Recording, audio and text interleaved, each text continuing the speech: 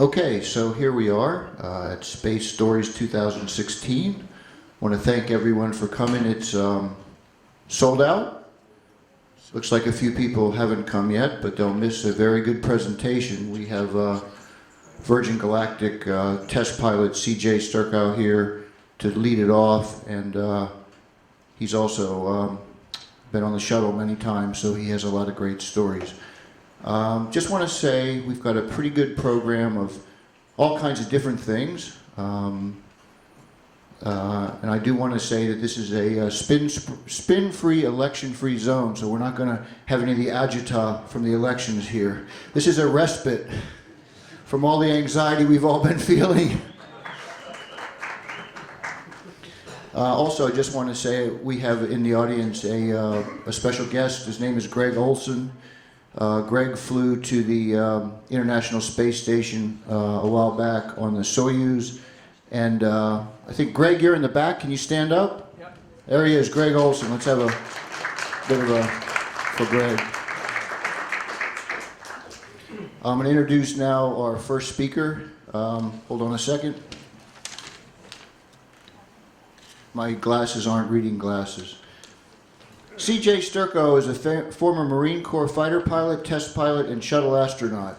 A veteran of 4 missions to the International Space Station, he was involved with its construction from first assembly STS-88/2A until it was nearly complete. Sturckow also filled a number of leadership positions within the NASA astronaut office, including Capcom and ISS branch chief, as well as deputy chief. He served as the weather pilot for the final 3 shuttle missions. In 2013, Sturckow retired from NASA and began flying for Virgin Galactic as an experimental test pilot. And he very well may be my pilot when I fly on Virgin Galactic. He has flown over 30 sorties in the White Knight 2 and made 2 flights in Spaceship Two. Please, let's have a warm welcome for CJ Sturckow.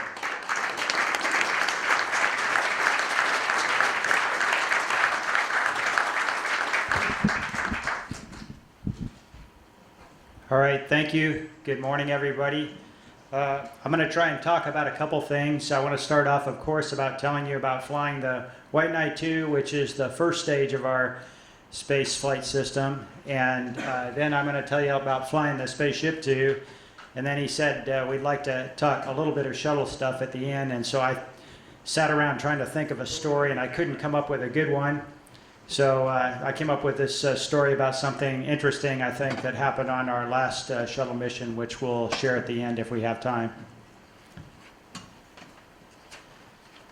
So the White Knight 2 is a very unique aircraft. You've probably all seen pictures of it.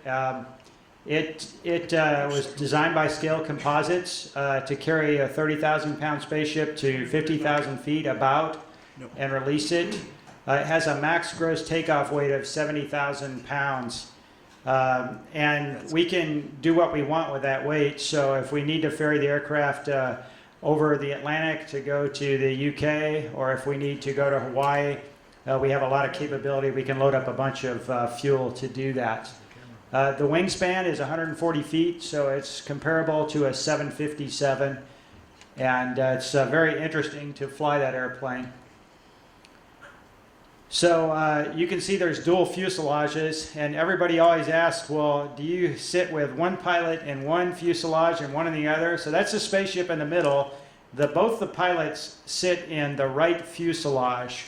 The left fuselage, there's no windows on it. Those are just stickers that are made to look like windows. Originally, the idea of it was they were going to have family and friends riding over there who could observe the launch, but it's really not a very good place to observe the launch from because the windows are kind of small, and so they never outfitted it with that capability. Another idea was to do zero-G training using this aircraft. So the aircraft can do zero-Gs, but it's not really something that that we intend to do. Spin it down. Oh, again, a lot of hand signals back there. Are we okay? We're All right, excellent. All right. Let's see. So you can see the spaceship is carried on the center pylon. We'll talk more about that in a minute. Even carrying the spaceship too, the White Knight 2 climbs pretty rapidly, pretty steep climb profile when you're down low.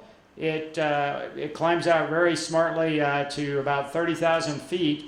And then from 30 to 40,000, there's a noticeable decrease as you're climbing to altitude for the release.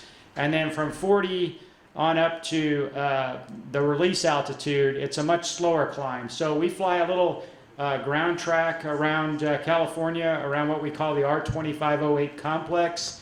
It takes over 100 miles to get to release altitude, 100 miles of ground track.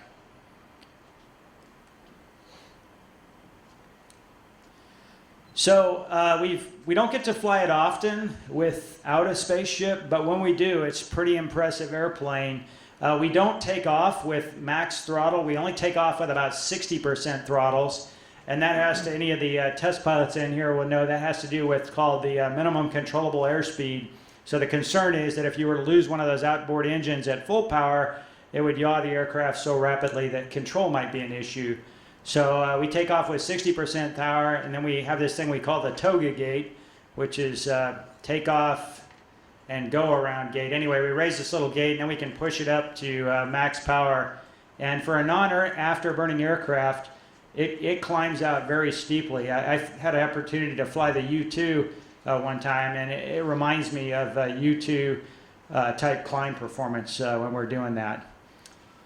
So the flight controls are fully reversible. There's no computers involved here, folks. We've got a big control yoke, and there's cables that go around pulleys and bell cranks, and they go all the way across that wing from the right fuselage all the way across here to the outboard ailerons, and then all the way back to the rudders. So it's pretty cool, and it's real flying. You know, when I flew my F-18 Hornet in the Fleet Marine Force, or when I flew the Space Shuttle even, it was fly-by-wire. So I was just asking the aircraft to do something, and then the computer decided if I would be allowed to receive that request. But this is the real deal, and the airplane is not designed to be maneuverable, so you have to work at it a little bit. We have things we have to do. I just took my FAA check ride last week, and it's a good challenge to do some of the maneuvers that we have to do on our check ride. But it does its job very well of what it was intended to do. It's sort of a point design. Just some more pictures of it. We'll talk about spaceship in a minute. Just some more cool pictures. So we are limited to 53,000 feet. Without the spaceship, I can tell you it would climb a lot higher. No problem. It's an engine, Pratt & Whitney, who makes our Pratt & Whitney 308 engines, limits us from going to 53,000 feet max, but it would easily go a lot higher. So when I was at NASA, we did the HAT training, heavy aircraft training, and some of you that have been around a while know this is the same aircraft they used for the Vomit Comet for zero-G testing and for training of astronauts. The White Knight II reminds me a little bit. It's not quite as heavy as the 135, the KC-135, but it reminds me a little bit of flying the KC-135. It's a lot of manual control. The 135 does have a boosted rudder. So when you launch the spaceship, I've done this a number of times now, when you release the spaceship, you know, you carry it up this long, ponderous climb to get to altitude, and then you're on the run-in line. We try and do a straight run-in for the last 10 minutes before the release point. So you're running in there, and as soon as you release the Spaceship 2, the White Knight 2, which was trimmed for 1G level flight, does a 2G pull-up because it just lost half of its weight. So it pulls up sharply to a pretty high altitude and pretty high nose attitude. And then we usually bank it off to the right just to separate the flight paths. If anything was going to happen with a spaceship, it could happen right when you light the rocket. Of course, it's a very reliable system, but it's just a prudent thing to do.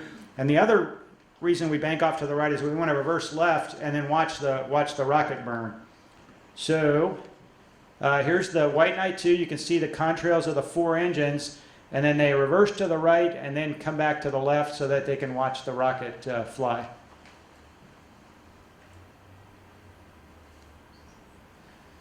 So something else that this is something you would never do with the KC-135, and when I heard about this, I thought, wow, this is the wackiest thing I've ever heard of. But the White Knight 2, when you put the landing gear down and you extend the spoilers, which are those deals looking right on top of the wing there, it actually can generate enough drag that you can chase the Spaceship 2. Now it's a little bit tricky because, like I said, normally for chasing you use a maneuverable airplane, like an F-18 would be really nice. But the White Knight 2 can easily match the drag and can maybe do a little bit of a safety chase or area chase at least. The aircraft we normally use for chasing is the Extra 300L, which you can see this small propeller aircraft. It's our trainer we use also for nausea resistance and G-tolerance training. That's normally the one we do, but it's not supposed to go above 14,000 feet without oxygen. So anyway, we don't usually chase, or we don't intend to chase too much with a White Knight 2, but it can do it if you need it.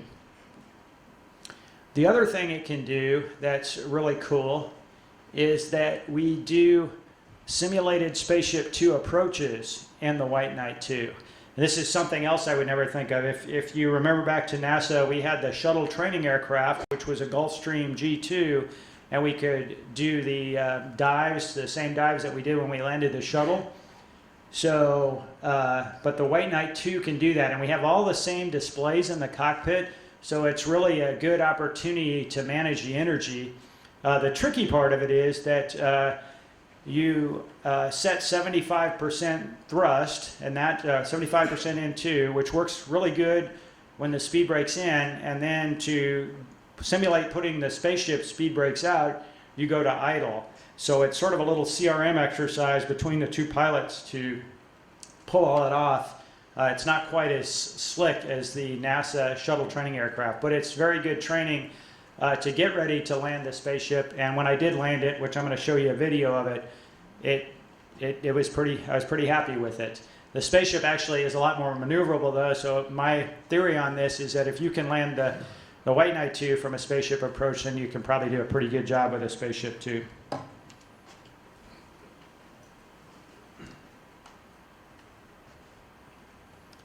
So the last thing I'm going to talk about on the White Knight 2 is the Crosswind Landing. I didn't really have a good picture of this, but any of you that are pilots in here, when you have a crosswind, you have two choices. You can land in a crab, which is what most military jets do, or you can kick out the crab, which is what we did in the Hornet. We kicked out about half the crab, and in the T-38 also, we kicked out about half the crab. So what I'm talking about, you're coming down final, and because there's a crosswind, you have to point the jet into the wind to make it come down straight all the way to touchdown. And of course, the winds are changing as you come down, so it may take a little more, a little less as you're coming in. So we don't land in a crab with the White Knight 2. The landing gear are not stressed for that. So instead what we do is we do what's called wing down top rudder. So now you're coming down in a slip, which keeps the aircraft pointed down the runway, and you affect your alignment by using a little more bank or a little more top rudder. So what's interesting about this is that with two fuselages and you're doing wing down top rudder, one side's going to land before the other side. So you're coming down final and you do your flare, and in this situation the left fuselage is going to land first, but your side that you're on is still, it could be 8 or 10 feet in the air. So what you don't want to do is just kind of go, oh, whoa, we landed, and let's let go of the controls, because you're going to have a hard landing on the fuselage that hadn't touched down yet. What we do is we fly it smoothly down, we land whatever fuselage is wing low, and then we sort of fly the other fuselage down to the ground using rudder to keep it going straight down the runway. And all of what I've just told you sounds hard, but it's harder to tell about it than it is to actually do it. With a little practice, it becomes very natural. So it's really kind of a cool situation and something that most people wouldn't normally think about.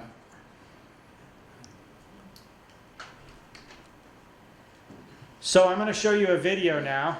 This is of the Glide Flight 30, and this was about 3 weeks before the mishap flight. And the feather hadn't been used in many months, so we were going to go out and exercise the feather. This is with Pete Siebold ended up being the mishap pilot. So he and I were flying together. I'm in the left seat. And it's not a fancy video, folks. I'm sorry. So this is just going to show you a couple different things. That's what it looks like when the spaceship drops. So we're right overhead Mojave because at 51,000 feet when this happens. And the spaceship is not descending rapidly. This is that pull of the White Knight 2 going up that I was telling you about. There's Mojave Airport in the bottom there. And you can see we're just now raising the feather. And there's going to be several views of this same thing, so don't worry if you missed a little bit. There's Edwards Air Force Base in the background. This is the tail camera of the spaceship.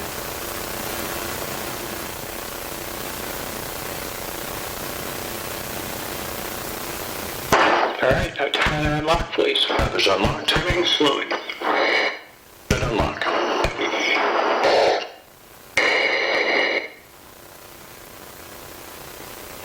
I'm set. And 16. 110. Better up, please. And on the pitch up.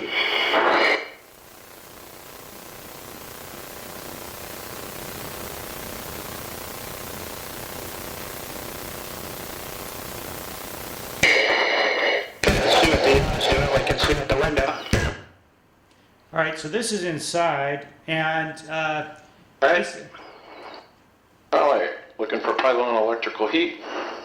so could we pause the video It's just off. a second? That'd be great. Check. All right. So I'm going to try and point out a couple of things here. I know you're probably curious about what happened on the mishap. So the first thing is that we go stick forward just prior to release. And the reason we go stick forward is to ensure positive separation from the White Knight 2. Now, I just told you before that the White Knight is going to pitch up. So we expect there to be positive separation. We just give a little stick forward just to make sure that it's going to be good separation. As soon as we see the White Knight 2 go up, then we go to neutral stick. So that's the first thing. The second thing is that we are going to unlock the feather using this lever and then raise the feather using this lever. So I want you to watch for this as we play the video in a second. So unlocking the feather is done, it can be done at any speed on a glide flight. On a powered flight, it was done at Mach 1.4 is when it was supposed to be done. And the reason it was unlocked was during rocket boost was just to make sure that it was going to unlock, because if the feather doesn't come up and you get to space, then it's going to be a much more challenging re-entry conditions. So that's the reason the crew was unlocking the feather. Also, the reason they were unlocking at Mach 1.4, as you go supersonic at Mach 1 or transonic, the lift changes. So on the lift on the tail, so it goes from trying to push the tail up to trying to push the tail down. So that was the nominal plan to unlock at Mach 1.4. And on the mishap flight, which like I said was about 3 weeks after this flight, that was just, there was no reason to do it. It was just part of the procedure. It's just what you did. You hit Mach 1.4 and you unlocked. But if you were late on that step, then at Mach 1.5 you would get a caution would come on and say feather unlock. And you and I would say, well, that's no big deal. But to a pilot, it's very embarrassing if that caution comes on, because everybody in the mission control is going to see that, and that's what pilots don't like, is embarrassment. So we don't know why the mishap co-pilot, he was a good guy, Mike Ellsbury. I flew with him a lot in the White Knight 2 in our extra training aircraft. He was a scaled composites test pilot. We'll never know why he did this, but he did the correct step that he was supposed to do at Mach 1.4, he actually unlocked at Mach 0.92. And so the forces, instead of pulling the tail down, the aerodynamic forces were raising the tail up. And that's what caused the mishap. I was right underneath when it happened. I saw the whole thing, and I was the chase pilot in the extra, and I became the on-scene commander for the mishap. So you'll see, as soon as we come off the hooks, I go stick forward in just a second, and then you'll see Pete Seabold, who's in the right seat, unlock the feather, and then we'll slow from 120 knots at release to 110, and then he'll raise the feather. So that's what you'll see in a second. Stick forward.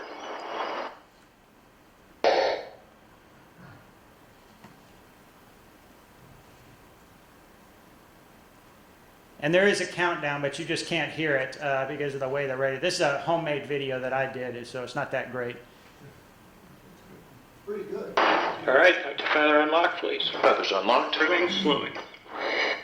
Good on. So now he's unlocked the feather. He's going to call 116 knots, and I'm setting the trim for the feather. Trim set.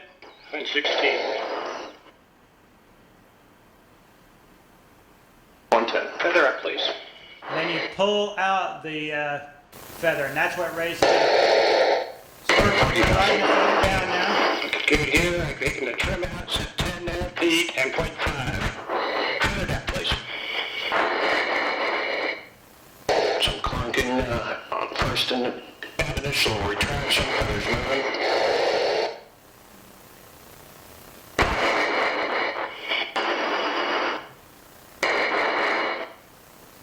So it's very comfortable riding the feather down. That's what we will do from space. We'll ride the feather down and then lower the feather. And as soon as we lower the feather, Lock it up, please. it's going to start flying again. So after that, all we do is glide down and land at Mojave. The approach speed on the Spaceship 2 is about 160 knots nominally. We can go up to faster if we need to dump a little energy if we're a little bit above our approach profile. So, but it flies at 160 and about an 8-degree glide path. So that's very favorable compared to the Space Shuttle, which had much less L over D and flew about a 18 or 20-degree glide path at 300 knots. So this is a very comfortable pace. You can see we're not working too hard in there. Just flying it around what we call the width circle. Fly just a little wider, Pete. And we're going to get a push going around to low key also.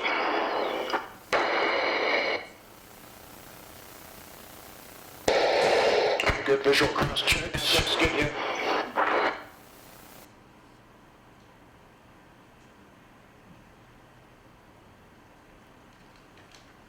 So we've got very good electronic symbology, which helps us fly a very precise approach.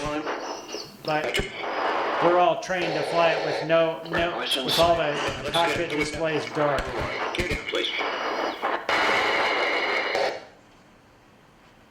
When we get to blue line, we lower the landing gear, and then we come in and land.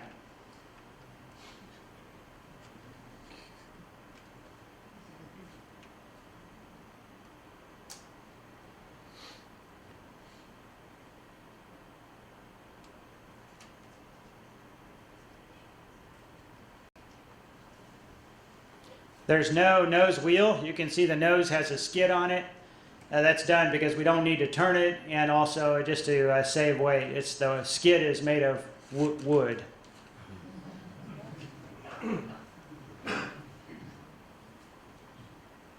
What kind of wood? I knew you was going to ask me that. It's laminated wood. It looks like about what the paneling on this wall over here looks like. We just come in and touch down. It's a very comfortable airplane to fly.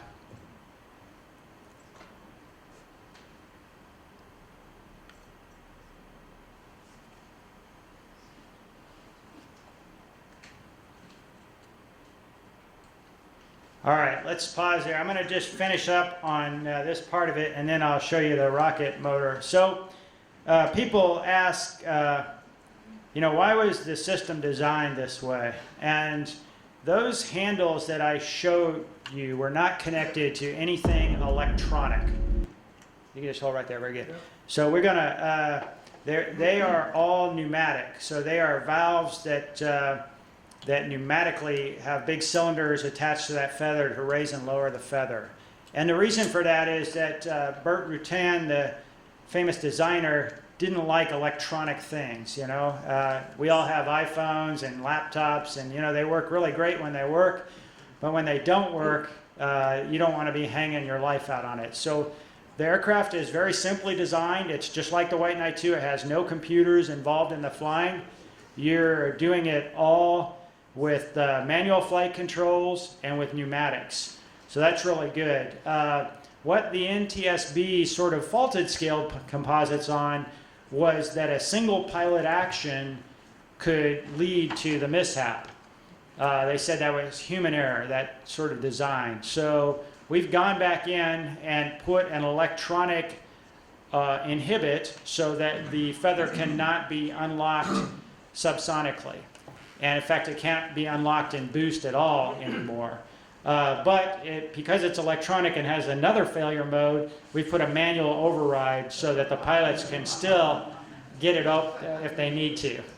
So that's sort of the best of all the worlds. It's not a single action anymore. But if the whole cockpit goes dark, we can still get the feather up and fly the vehicle safely.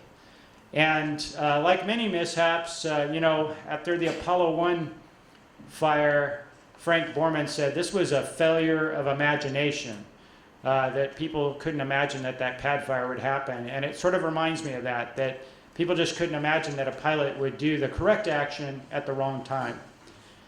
All right, now I'm going to show you a video of the rocket firing. This video wasn't made by me. It was made by the rocket guys, and it's really well done. So let's go ahead and hit play.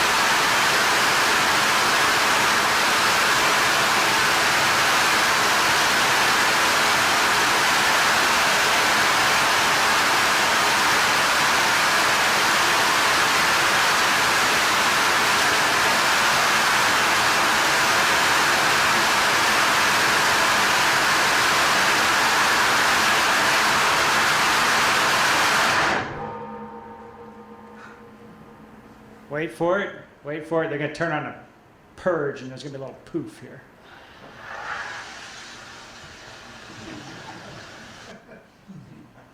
And isn't that cool? That's cool right there, yeah.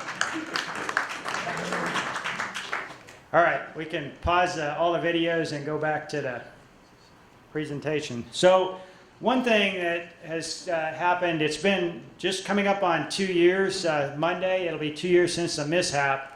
And the rocket team has used that time really well to go and get the motor much further along than it was. We sort of had 2 parallel paths with the rocket motor, and they've narrowed that down back to the HTPB. And it's a fully in-house developed rocket motor now with several full burns under the belt. So it's doing really well, and I feel really good about our rocket motor now. So that'll be good. When the spaceship's ready to go to space, the rocket motor will be definitely ready. So this is our Spaceship 2 serial number 2. See up there in the upper left it says Spaceship 2 and then -002. So this spaceship was already under construction. The one which was involved with the mishap, which you saw me flying, I was the last guy to land that airplane about 3 weeks before the mishap. That one was destroyed and broke up in flight. And so this one was already under construction at the Spaceship Company, which is part of Virgin Galactic. And of course, we needed to accelerate that production and get this one into flight test.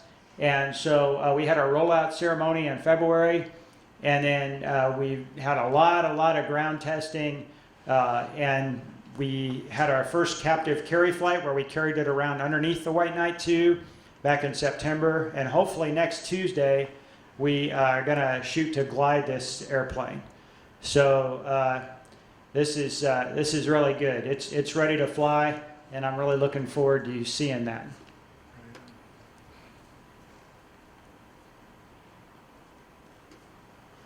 So yeah, there's our timeline, and then hopefully we can get into powered flight testing early next year.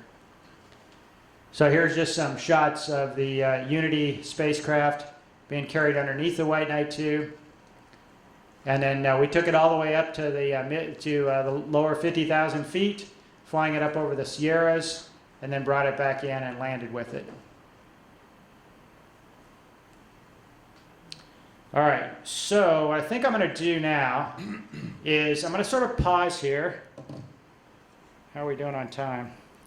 So we're doing pretty good, and I think I'd like to go ahead and take a few questions if anybody's got any burning ones about the spaceship. And then if there's time, I'll tell that story about the 128 Verne failed docking. Yes, sir? Yes, it's a solid rocket booster, and it's throttleable, right? So it's not solid, it's a hybrid. So the fuel is HTPB rubber, and the oxidizer is nitrous oxide. So it's not throttleable, but we can easily stop the burn anytime we want to, and we have one button to hit and it aborts the burn, and we can abort any time in our flight envelope. Yes, sir? That rocket burn you showed us, is that about the same length of time as the rocket will burn to take it to space? It is. It's going to be 62 seconds burn. Yeah. Yes, sir? The second prototype still has all the manual cables. Yep. Nothing's as little as possible has changed. Then you would have to go do. We're just hoping to go kind of spot check the glide flight envelope and then get quickly into powered flight testing. So Okay. My son wants to know, why do you use a double fuselage model on White Knight 2 with the aircraft? Yep, it's a good question. So it's a high wing White Knight 2. So that kind of limits your choices to get the spaceship underneath it. And it's sort of a little tricky dance they do to mate the spaceship 2 up underneath it, but it was a design choice. And right behind you, yes, sir. The scaling from Spaceship 1 to Spaceship 2 on the hybrid, and then was there actually any liquid development? Because I know the scaling was kind of an issue, but it sounds like you figured it out. Yeah, so Scaled Composites did the scaling, and we've got, like, in our flight manual pictures that show the Spaceship 1 compared to the Spaceship 2 in size, but obviously Spaceship 1 was sized for 3 people but only carried 1. And we're sized for 2 pilots and 6 passengers, so it's a significant increase. And then liquid rocket motors were considered. It could be something that happens in the future. There's the advantage to a liquid is that you could refuel it quickly and maybe fly a couple times a day if you wanted to at least. But I don't think anything's been decided about that. There's a lot of stuff going on at Virgin Galactic, a lot of smart people coming up with really good ideas. But I think the main thing we need to do is just focus on getting this one into flight test. When you're in the plane itself, how loud is it? Yeah, it's a little bit loud, It's not bad. You wouldn't want it to be really quiet, hopefully not taking a nap during that time. All right, well, that's good. Thank you for your questions. I'm going to move on and talk a little bit about something that happened on our last shuttle mission.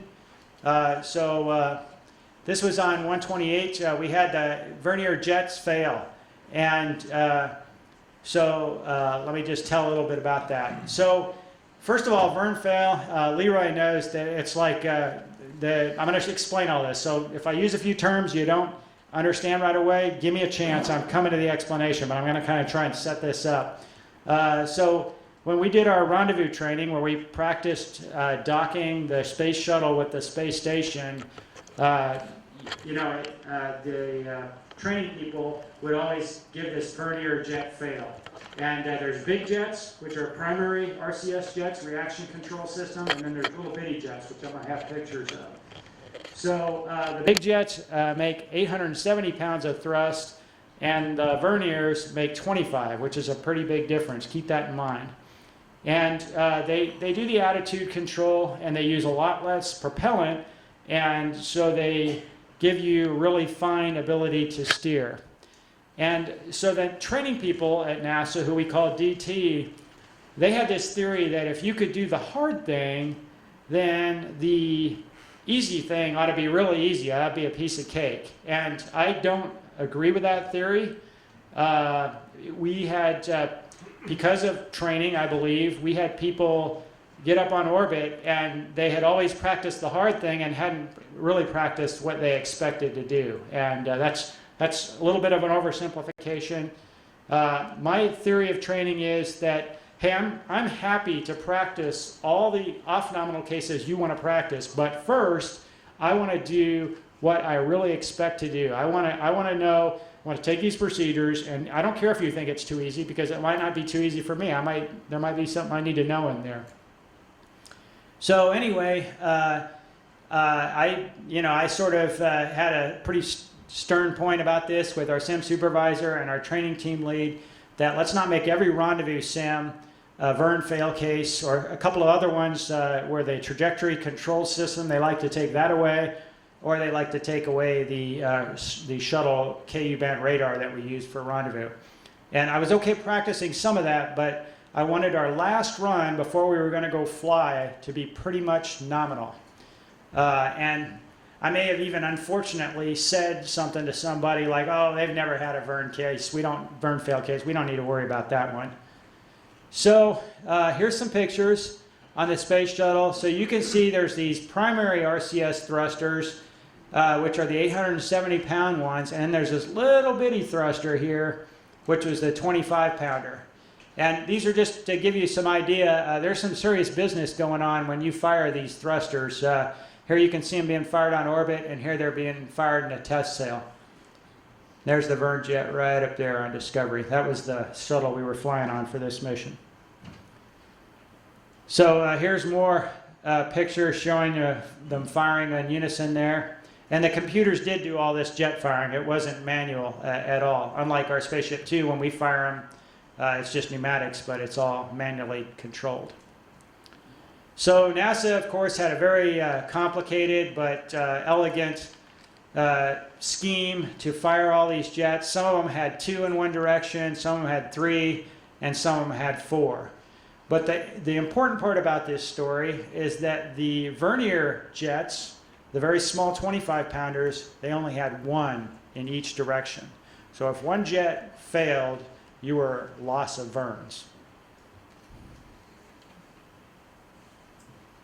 So we got ready to launch. We all walked out there and got on the shuttle, and we lifted off. And then we separated off the external tank, and that's the first time you really fire the RCS. And then we get up there and we do this thing called post-insertion, where you're reconfigure the shuttle. You go over to Ops 201, and that's when you activate Vernier control. And somewhere near the end of flight day 1, it's sort of a hectic time because everybody's getting everything set up and you're reconfiguring all the computers and turning stuff off from ascent and turning stuff on that you would need in orbit. Somewhere in there, they sort of told us, hey, we're seeing something funny in the RCS signatures, and I believe they were seeing a signature of a leak of propellant, and they had us close manifold 5. And then the next morning when we woke up, the Capcom, who I believe was Shannon Lucid, told us, hey, you guys are going to be Verne fail. I came right back with, hey, I would like to set up a conference and talk to our rendezvous training instructor, Jeff Tuxhorn, and our rendezvous GPO, Jerry Yancheris. And of course, these are the same guys that I told them about 2 weeks earlier, hey, don't give us any Verne fail cases on the last rendezvous, you know? So anyway, we went through the rendezvous book with our pilot, Colonel Kevin Ford, and our rendezvous MS, Pat Forster, and we just marked it all up. We circled everywhere or highlighted where it said if Verne fail, and we crossed out the nominal steps. And that was really a useful time on flight day 2 to get us ready for the rendezvous on flight day 3. So when you fly the rendezvous with the shuttle, this shows both the station and shuttle activities, but basically you come up on this profile and you do the TI burn, which is a big burn using the orbital maneuvering system jet motors. And then you fly up here and you arrive on the R-bar. And then when you get on the R-bar, you do something that pre-Columbia, I would have never ever thought we would be doing this. you rotated the belly up of the shuttle toward the space station so they could take pictures of the underside of the tiles. And the problem with that is that you lose sight from the shuttle. If you're flying the shuttle, you lose sight of the space station. And I would have never, ever signed up to doing something like that. It sort of reminds me of rendezvousing with a tanker back when I was flying fighters in the Fleet Marine Force, and you would never lose sight of the tanker. That's just something you wouldn't do, you know. But we did this after Columbia. We pitched around and did a complete 360 here, and then we flew up in front of the space station and flew in on what we called the V-bar approach. And then you docked on the front of the space station. So that was the deal. Here we are doing the TI burn. That's me in the left seat there with a red hat, and that's our pilot, Kevin Ford. And then here we are over the coast of New Zealand, just finishing up the RPM maneuver. Oop, boy, that got me a little something extra for the effort. There's a shot in mission control doing the same. Everybody's watching this pretty carefully.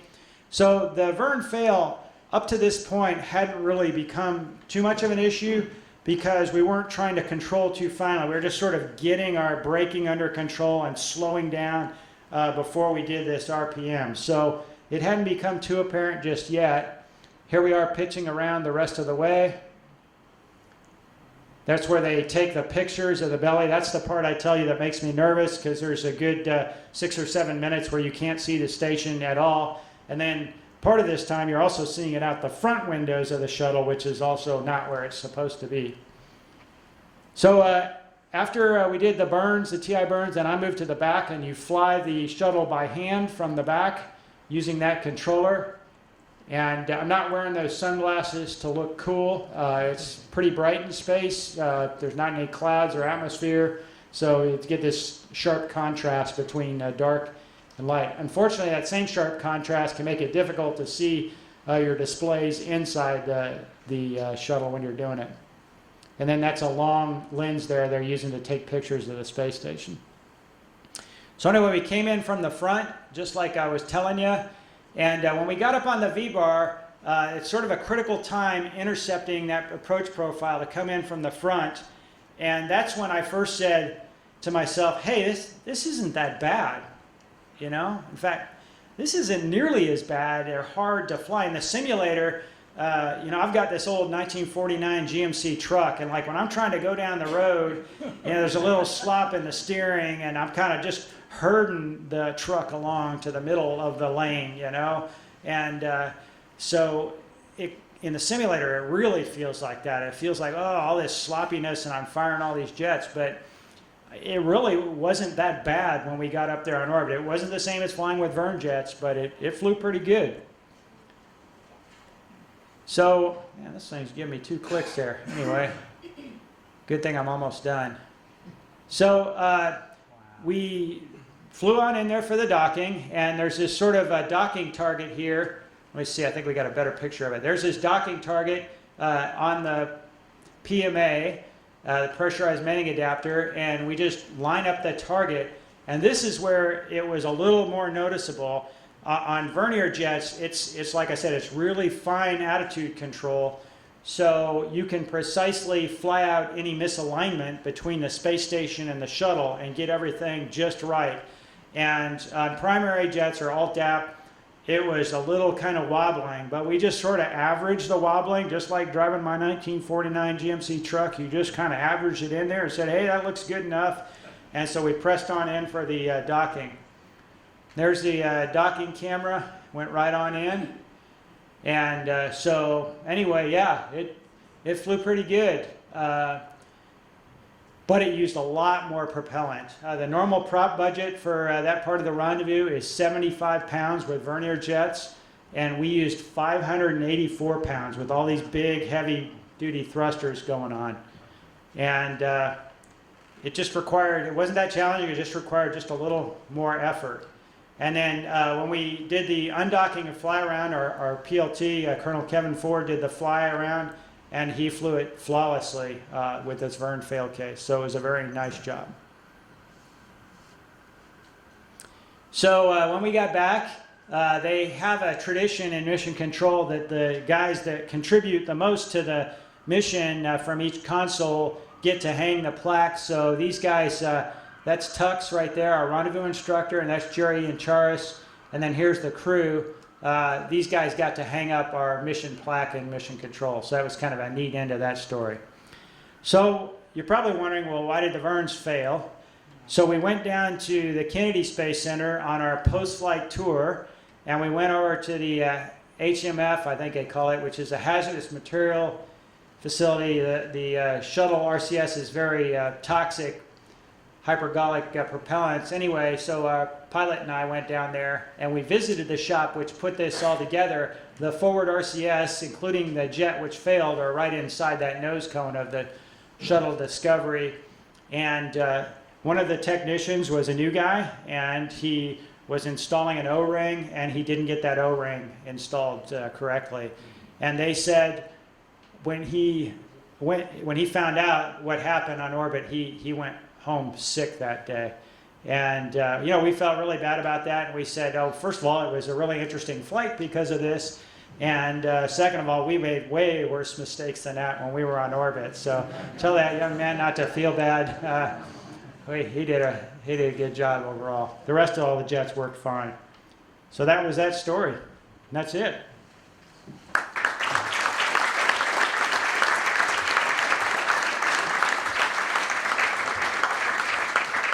So we also have a tradition here at the Explorers Club when someone speaks, and it's not as fancy as NASA's tradition, but I want to give CJ a certificate for speaking here today, and hopefully enlightening us on this VG flight, but also just an amazing, we all want to be CJ, don't we? We all want to fly up to the shuttle, don't we? Yeah.